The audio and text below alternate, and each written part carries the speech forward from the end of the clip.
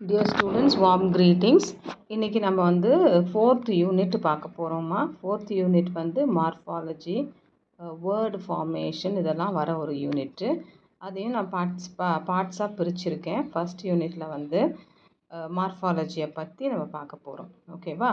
மார்ஃபாலஜினா வேர்ட்ஸை பற்றியான ஒரு study. Okay, systematic study of வேர்ட்ஸை. ஓகே, அந்த வேர்ட்ஸை எப்படி ஸ்ப்ளிட் பண்ணி நம்ம டயக்னைஸ் பண்ண போகிறோம் அப்படின்றது தான் இந்த லெசனில் நம்ம பார்க்க போகிறோம். ரொம்ப ஈஸியான டாப்பிக்கு. ஃபியூ வேர்ட்ஸ் தான் நீங்கள் ஞாபகம் வச்சுக்கணும். அதாவது அதோட டைப்ஸ் மட்டும் ஞாபகம் வச்சுக்கணும். அதை வச்சுட்டிங்கன்னா நீங்கள் அழகாக வந்து இந்த பர்டிகுலர் யூனிட்டை நீங்கள் பண்ணிடலாம். ஓகேவா. ஸோ ஃபர்ஸ்ட் நீங்கள் பார்த்தீங்கன்னா what is morphology? Investigating the basic forms in language. So பேசிக்காக இருக்கிற ஒரு ஃபார்ம். லாங்குவேஜ்னால் என்ன? வேர்ட்ஸ் இல்லாமல் லாங்குவேஜ் கிடையாது. சரி, அதனால் இந்த வேர்ட் ஃபார்ம் அதை வந்து வேர்ட்ஸ்ன்னு சொல்ல மாட்டாங்க, வேர்ட் ஃபார்ம்னு சொல்லுவாங்க. ஏன்னா சின்ன சின்ன bits and part of a word is also taken into consideration. அதனால தான் அது என்ன சொல்கிறோன்னா basic forms in language. English லாங்குவேஜில் அதை நம்ம ஸ்டடி பண்ண போகிறோம், இன்வெஸ்டிகேட் பண்ண போகிறோம். சரியா. ஸோ இதுக்கு ஒரு சின்ன எக்ஸாம்பிள் கொடுத்துருக்குறாங்க. அது எந்த லாங்குவேஜ்லேருந்துன்னு பார்த்தீங்கன்னா ஸ்வாஹிலின்ற ஒரு லாங்குவேஜ். இது வந்து ஈஸ்ட் ஆஃப்ரிக்காவில் பேசப்படுற ஒரு லாங்குவேஜ். ஓகே, அதில் ஒரு வேர்டு ஃபார்மை நம்ம எடுத்திருக்கோம். ஒரு வேர்ட் ஃபார்ம்னு தான் சொல்லணும், வேர்டுன்னு சொல்லக்கூடாது. வேர்ட் ஃபார்ம் எடுத்திருக்கிறோம். அந்த வேர்ட் ஃபார்ம் என்னென்னா நிட்டா குப்பெண்டான்றது தான் இந்த ஸ்வாஹிலியில் உள்ள ஒரு வேர்ட் ஃபார்ம். சரியா. அதுக்கு மீனிங் என்ன பார்த்தீங்கன்னா ஐ வில் லவ் யூ. இங்கிலீஷில் அதோடைய மீனிங் வந்து I will love you. 4 word forms வருது. இதில் வந்து ஒரு வேர்ட் ஃபார்ம் தான் நம்ம காட்டுறோம். ஆனால் இதுக்குள்ளே மீனிங்கை வந்து 4 வேர்ட் ஃபார்மில் நம்ம டிரைவ் பண்ணி காட்டியிருக்கிறோம். சரியா. ஒரு ரஃப் கரஸ்பாண்டன்ஸ் போடுறோம். கரெக்டான கரஸ்பாண்டன்ஸ் போடல, ரஃப்பாக போடுறோம். நீனா ஐ, டானா வில்லு, கூனா லவ், பெண்டானா யூ அப்படின்ட்டு ஒரு ரஃப் டிவிஷனை நம்ம போட்டிருக்கோம். ஸோ இதில் எத்தனை எலமெண்ட்ஸ் இருக்குன்னா 4 எலமெண்ட்ஸ். ஒரு வேர்டுன்னு சொல்லலை, 4 வேர்ட் ஃபார்ம்ஸ்னு நம்ம சொல்லலை. நம்ம எப்படி சொல்கிறோன்னா 4 எலமெண்ட்ஸ்ன்னு சொல்கிறோம். Okay. So word forms not words but elements. So இதை வந்து நீங்கள் கண்டிப்பாக ஞாபகம் வச்சுக்கணும். ஓகே, வேர்ட் ஃபார்ம்ஸ்ன்னு சொல்லலாம், இல்லைன்னா எலமெண்ட்ஸுன்னு சொல்லலாம். ஓகே, வேர்ட்ஸ்ன்னு சொல்லக்கூடாது. இதுதான் வந்து இதோடைய ஃபைனல் பாயிண்ட்டு. அதனால தான் அந்த பிக்சரும் ஐ லவ் யூன்ற ஒரு பிக்சர் எடுத்து போட்டிருக்கேன். பட் இது வந்து ஐ வில் லவ் யூ தான். நீட்டா குப்பண்டானா I will love you. So நீன்றது ஒரு எலமெண்ட்டு, டான்றது ஒரு எலமெண்ட்டு, கூன்றது ஒரு எலமெண்ட்டு, தென் பெண்டான்றது இன்னொரு எலமெண்ட். அண்டர்ஸ்டுட்?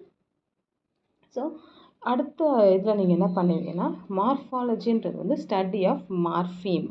சரியா. மார்ஃபீம்னா என்னென்னா minimal unit of meaning or grammatical function.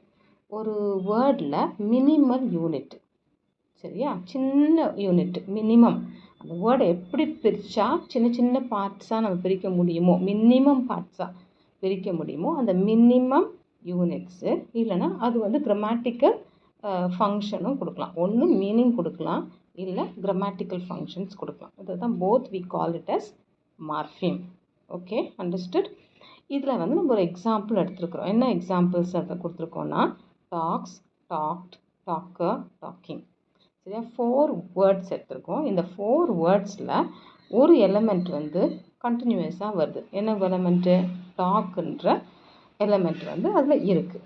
மற்ற 4 எலமெண்ட்ஸை பார்த்தீங்கன்னா எஸ்ஸு, இடி, இஆர், ஐஎன்ஜி இந்த எலமெண்ட்ஸ் 4 எலமெண்ட்ஸ் இருக்குது. இந்த all these elements are called morphemes. எது?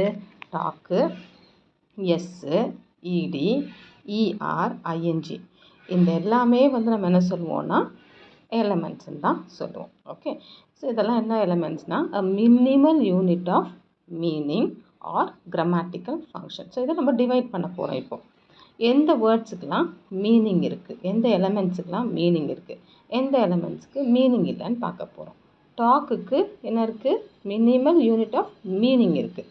அடுத்ததுக்கெலாம் கிராமட்டிக்கல் ஃபங்க்ஷன் தான் இருக்குது, மீனிங் கிடையாது. Okay. So talk is a minimal unit of meaning வந்துருச்சா. Other elements S, ED, ER, ING எல்லாம் வந்து minimal units of grammatical functions. என்னென்ன கிராமட்டிக்கல் ஃபங்க்ஷன்ஸ் யூஸ் பண்ணுறோம்? S add பண்ணும்போது டாக்ஸ்ன்னு சொல்லும்போது ப்ரெசன்ட் டென்ஸு, இடி டாக்டுன்னு சொல்லும்போது past tense, ER okay talker noun ஆகிடுச்சு. தென் நெக்ஸ்ட் ஐஎன்ஜி போடும்போது கண்டினியூஸ் டென்ஸ். இது வந்து கிராமட்டிக்கல் மீனிங் தான் கொடுக்கும், கிராமட்டிக்கல் ஃபங்க்ஷன்ஸ் தான் பண்ணும். ஸோ மார்ஃபீம்னா minimal unit of a word. Okay, அந்த minimal unit of a word வந்து மீனிங் கொடுக்குதா கிராமட்டிக்கல் ஃபங்க்ஷன் பண்ணுதான்ற டெஃபினிஷன்ஸை நம்ம ஞாபகத்தில் வச்சுக்கணும். Okay, let's go to the example. இங்கே ஒரு வேர்டு எடுத்துருக்கோம். இந்த வேர்டு ரென்யூடுன்ற வேர்டு எடுத்துருக்கோம். இதை வந்து வேர்ட் ஃபார்ம்னு சொல்லிக்குவோம். ஓகேவா? இந்த வேர்ட் ஃபார்மில் ரீ இருக்குது, நியூ இருக்குது, இடி இருக்குது. 3 கைண்ட்ஸாக நம்ம பிரிக்கலாம். ஃபஸ்ட்டு வந்து ரீனா என்னது? Again, so gives meaning. நியூனா என்னது? Something new, again gives meaning. Okay, E D அது என்ன சொல்லும்? மீனிங் கொடுக்காது, டென்ஸ் ஃபார்மை தான் குறிக்கும். So grammatical function. Understood what is morpheme? Okay, let's go to the next one. இப்போ ஏதோ ஒரு மெயின் 2 டைப்ஸ் இருக்குது. ஒன்று வந்து ஃப்ரீ, ஒன்று வந்து பவுண்ட். அதனால தான் அந்த பிக்சர் போட்டிருக்கேன். If you could look at the picture, you will understand it very clearly. Free, bound. Okay, இந்த ஃப்ரீயில் வந்து ஸ்டெம்ஸ்ன்னு ஒரு டைப்பும் இருக்குது, அதையும் நம்ம பார்ப்போம். ஓகே, ஸோ ஃபர்ஸ்ட் பார்ட் பாரு. இந்த ஃப்ரீ பவுண்ட் மார்ஃபீம்ஸ்னால் என்னன்றது தான் நம்ம பார்க்க போகிறோம். ஃப்ரீனா இட் கேன் ஸ்டாண்ட் அலோன், தனியாக நின்று ஒரு மீனிங் கொடுக்க முடியும். சரியா? அதுதான் ஃப்ரீ, ஃப்ரீயாக நின்று ஒரு மீனிங் கொடுக்க முடியும். ஓகே, அது ஃப்ரீ மார்ஃபிம். ஃப்ரீயாக அதால் நின்று மீனிங் கொடுக்க முடியாது அப்படின்னா அது வந்து பவுண்டு. ஏதோ ஒரு வேர்டோடு சேர்ந்தால் தான் அது மீனிங் கொடுக்க முடியும் அப்படின்னு சொல்லும்போது it's a bound morpheme. Understood? So first one வந்து can stand alone and give meaning. Example talk, new அந்த மாதிரி.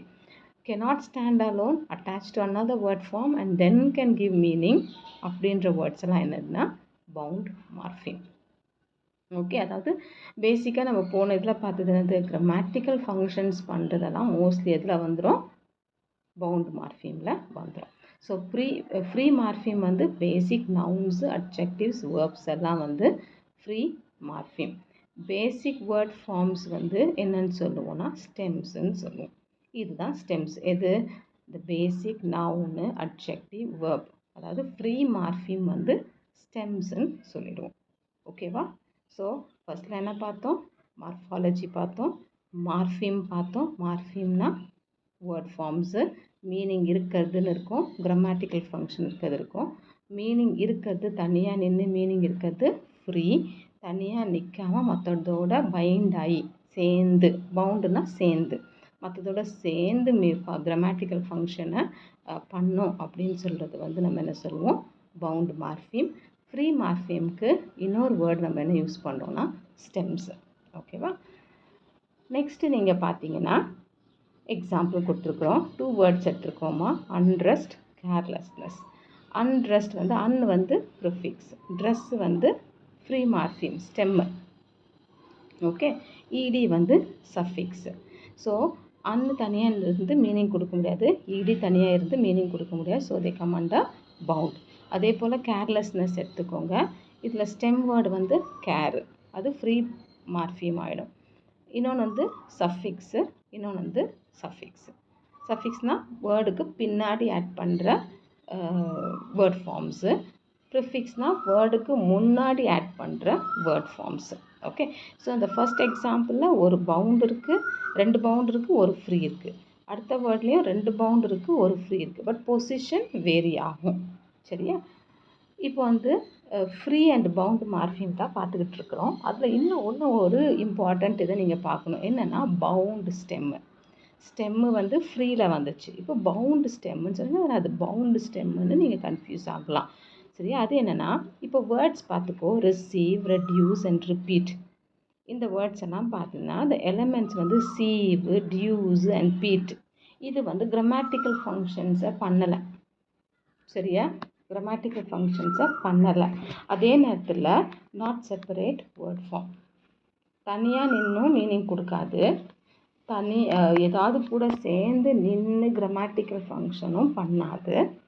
சரியா? ஸோ அந்த மாதிரி வேர்ட்ஸை என்ன சொல்கிறாங்கன்னா பவுண்டு ஸ்டெம்முன்னு சொல்கிறாங்க. ஓகே, சீவு, டியூஸு, பீட்டு இதெல்லாம் வந்து என்ன சொல்லுவோம், பவுண்டு ஸ்டெம். ஸோ ஞாபகம் வச்சுக்கோங்க, ஃப்ரீயில் ஸ்டெம் வரும், பவுண்டு மார்ஃபீமில் வந்து பவுண்ட் ஸ்டெம்மு வரும். என்னது பவுண்டு ஸ்டெம்முனா அது கிராமட்டிக்கல் ஃபங்க்ஷனையும் பண்ணாது, தனியாக நின்று மீனிங்கையும் கொடுக்காது. ஓகே, அந்த கான்செப்டில் வர வேர்ட்ஸு இந்த 3 வேர்ட்ஸை ஞாபகம் வச்சுக்கோங்க. So you can explain it. Receive, reduce, repeat. Okay, next ஒன்றுக்கு வாங்க. இப்போ தான் ஃபுல் டைப்ஸ் ஆஃப் மார்ஃபீமை நம்ம பார்க்குறோம். மார்ஃபீம் முதலே பார்த்தோம், ஃப்ரீ பவுண்ட் வந்து மெயின் டைப்ஸு. இந்த ஃப்ரீயில் 2 டைப் இருக்குது, பவுண்டில் 2 டைப் இருக்குது. ஃப்ரீயில் இருக்கிற 2 டைப் என்னென்னா லெக்சிக்கல், ஃபங்க்ஷனல். லெக்சிக்கல்னால் யூஸ்வலாக அந்த டிக்ஷனரி மீனிங் இருக்கும் அதுக்கு, சரியா? இன்னொன்று வந்து ஃபங்க்ஷனல், இந்த அண்டு, த, ஓகே, கன்ஜெக்ஷன்ஸு, ஆர்டிகிள்ஸ் அந்த மாதிரி வேர்ட்ஸு. டிரைவேஷ்னல் வந்து ரீ, நெஸ் அந்த மாதிரி வேர்ட்ஸு. இன்ஃப்ளெக்ஷனல் வந்து எஸ்சிடி. இதோட எக்ஸ்ப்ளனேஷன் பார்த்தீங்கன்னா உங்களுக்கு புரியும். ஸோ இந்த ஸ்லைடை வச்சு நீங்கள் பார்க்கும்போது என்னது ஞாபகம் வச்சுக்கணுன்னா, மார்ஃபீம்ஸு 2 டைப்ஸு, ஃப்ரீ, பவுண்டு. ஃப்ரீக்கு 2 டைப்ஸு, லெக்சிக்கல், ஃபங்க்ஷனல். பவுண்டுக்கு 2 டைப்ஸு, டிரைவேஷ்னல், இன்ஃப்ளெக்ஷனல். டிரைவேஷ்னல்னால் தெரியும், ஒன்றுலேருந்து ஒன்று ஃபார்ம் ஆகிறது. ஓகேவா? ஸோ இப்போது அதனுடைய எக்ஸ்ப்ளனேஷன்ஸையும் பார்த்துடலாம். Divisions of free morpheme. So free மார்ஃபீமோடைய டிவிஷன்ஸ் 2 பார்த்தோம் இல்லையா? அதில் ஃபர்ஸ்ட் ஒன் லெக்சிக்கல் மார்ஃபீம். இது வந்து கான்டென்ட் வேர்டு, அதாவது மீனிங் உள்ள வேர்ட்ஸ் தான் வந்து கான்டென்ட் வேர்ட்ஸாக இருக்கும். என்னெல்லாம் வேர்ட்ஸ்னால் nouns, verbs, adjective, adverbs. Parts of ஸ்பீச்சில் நம்ம படிச்சிருப்போம் இல்லையா? இந்த பார்ட்ஸ் ஆஃப் ஸ்பீச்சில் இருக்கிற main words nouns, verbs, adjective, adverbs. இந்த வேர்ட்ஸ் எல்லாம் வந்து எதில் வந்துடும்? ஃப்ரீ லெக்சிக்கல் மார்ஃபீமில் வந்துடும். இந்த வேர்ட்ஸ் என்ன சொல்லுவாங்கன்னா ஓப்பன் கிளாஸ் ஆஃப் வேர்ட்ஸ். இது ஒன்று ஞாபகம் வச்சுக்கோங்க, open words, open class of words. அதனால அந்த ஓப்பனிங் டோரை நான் வச்சுருக்கேன். ஓப்பன் கிளாஸ் ஆஃப் வேர்ட்ஸ் எதுக்கு வரும்? Lexical மார்ஃபீமுக்கு.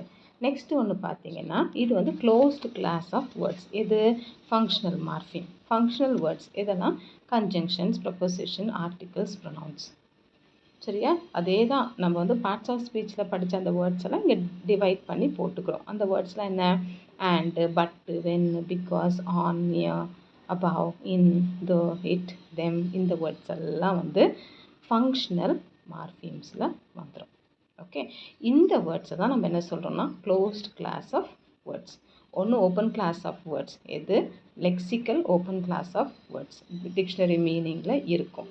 Functional class of words வந்து க்ளோஸ்ட் கிளாஸ் ஆஃப் வேர்ட்ஸ்ன்னு சொல்லுவோம். ஓகே, நெக்ஸ்ட்டு பவுண்டு மார்ஃபீமில் உள்ள 2 டைப்ஸ், டிரைவேஷ்னல், இன்ஃப்ளெக்ஷனல். ஓகே, இந்த டிரைவேஷ்னல் மார்ஃபீம் அண்ட் இன்ஃப்ளெக்ஷனல் மார்ஃபீம்ஸ் பார்த்தீங்கன்னா new words or words of a different grammatical category from the stem.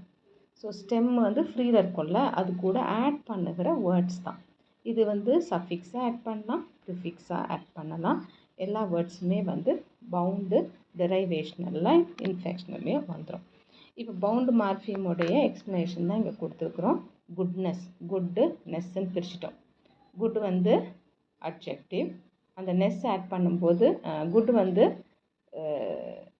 Adjective, ness add பண்ணும்போது அந்த குட்னஸ்ன்னு மாறிடுது. ஓகேவா? நவுனாக மாறிடுது. இங்கே வந்து கேர்ஃபுல்ன்றது வந்து அட்ஜெக்டிவ், கேர்லெஸ்ன்றது வந்து அட்ஜெக்டிவ். அதை கேர்ஃபுல்னஸ் அப்படின்னு சொல்லும்போது நவுனாக டிரைவ் ஆகிடுது. ஓகே, ஸோ ஒரு பர்டிகுலர் ஃபங்க்ஷன்லேருந்து இன்னொரு பர்டிகுலர் ஃபங்க்ஷனுக்கு டிரைவ் ஆகி போகுது, மாறி போகுது.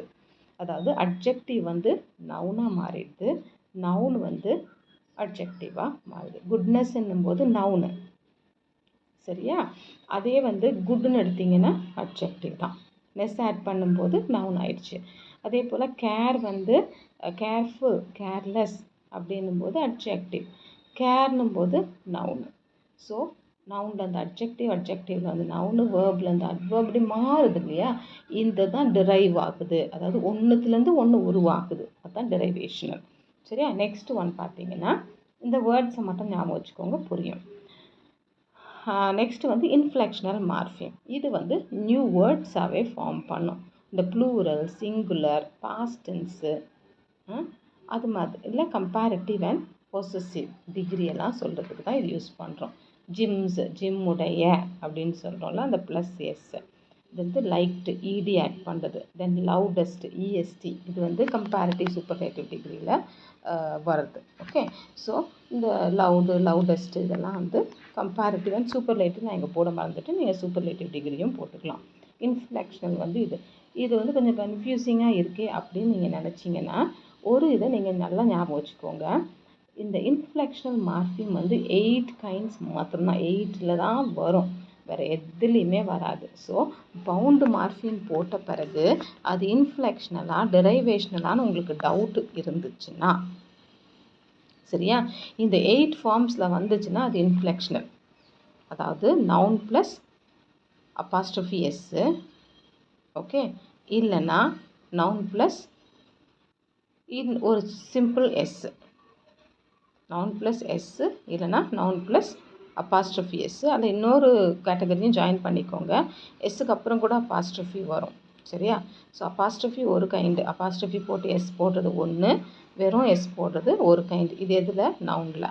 அதே மாதிரி வேர்பில் வெறும் எஸ் போடுறது, ஐஎன்ஜி போடுறது, இடி போடுறது, இஎன் போடுறது, இந்த 4 ஃபார்ம்ஸும் வேர்பு கூட. அட்ஜெக்டிவ் கூட வந்து இஆர் வந்து கம்பேரிட்டிவ் டிகிரிக்கும் இஎஸ்டி வந்து சூப்பர்லேட்டிவ் டிகிரிக்கும் போடுறது. ஓகேவா? ஸோ டோட்டலாக அதில் 2, இதில் 4, இதில் 2. ஸோ 8 கைண்ட்ஸ் தான் வந்து இன்ஃப்ளெக்ஷனல். இந்த 8 கைண்ட்ஸ் தவிர வேறு ஏதாவது நீங்கள் பவுண்டு மார்ஃபியம் கண்டுபிடிச்சிங்கன்னா you put them all under derivational. Got it? So it's very clear. You can easily mark derivational and inflectional looking at this 8 kinds. Okay, I think everything is clear with this. ஒரு example கொடுத்துருக்குற exercise, இந்த எக்ஸசைஸை நீங்கள் செஞ்சு பார்க்கலாம், divide பண்ணி பார்க்கலாம். The teacher's wildness shocked the girls' parents. Okay, இப்போ பிரிக்கலாம் நீங்கள். த தனியாக, டீச் தனியாக, இஆர் தனியாக, அப்போஸ்ட்ரோஃபி எஸ் தனியாக, புரிஞ்சிச்சா? அப்புறம் வைல்டு தனியாக, நெஸ் தனியாக, ஷாக் தனியாக, இடி தனியாக, த தனியாக, அப்புறம் கேர்ளு, அதுக்கப்புறம் எஸ் அப்போஸ்ட்ரோஃபி, பேரண்ட்டு, அப்புறம் ஒரு எஸ் ப்ளூரல் ஆக்கிறதுக்கு. ஸோ நீங்கள் ஒன்ஸ் இந்த ஒரு பர்டிகுலர் சென்டென்ஸுக்கு நீ செஞ்சு படிச்சுட்டு இந்த வீடியோ பார்த்து அண்டர்ஸ்டாண்ட் பண்ணிவிட்டு இந்த ஒரு பர்டிகுலர் சென்டென்ஸுக்கு நீங்கள் டிவிஷன் போட்டு பாருங்கள். All the types will be clear to you. Understood? Thank you. We will see in the next part of Unit 4 in the next video. Thank you very much.